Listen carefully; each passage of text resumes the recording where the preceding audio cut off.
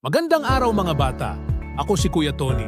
Ngayon pag-uusapan natin kung paano magsalita ng maayos, malinaw, at may kumpiyansa.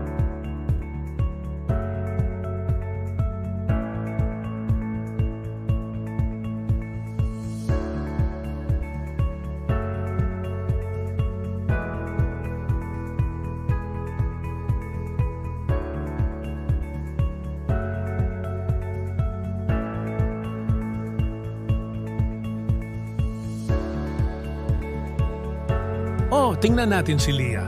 Medyo kinakabahan siya. Hirap siyang ikwento ang nangyari.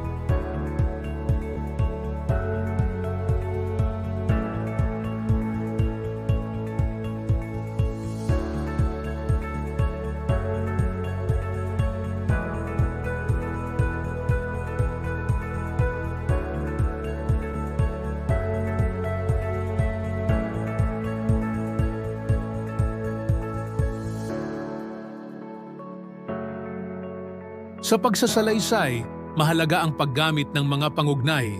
Ito ang nagdudugtong ng mga pangyayari sa kwento.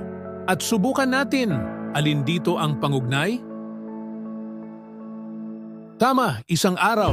Ginagamit ito sa simula ng kwento.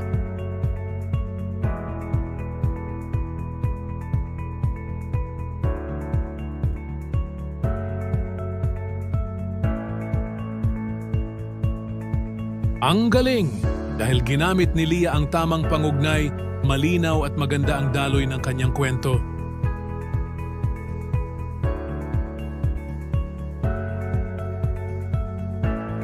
Ang malinaw na pagsasalita ay tumutulong para maipahayag ang ating damdamin at karanasan.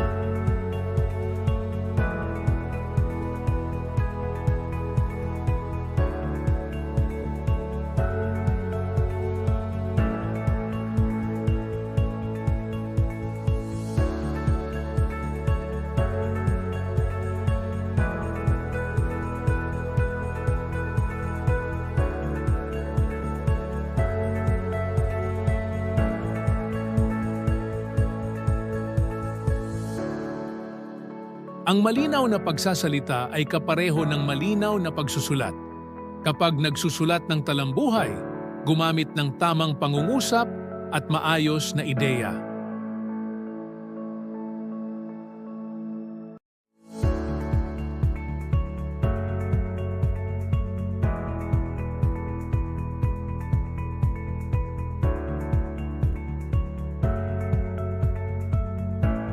Ngayon, alam na natin ang sikreto. Ang malinaw na pananalita ay daan sa mabisang komunikasyon.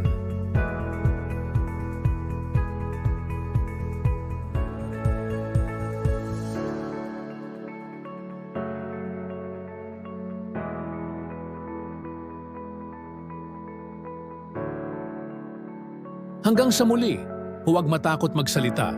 Basta malinaw, maayos, at may puso.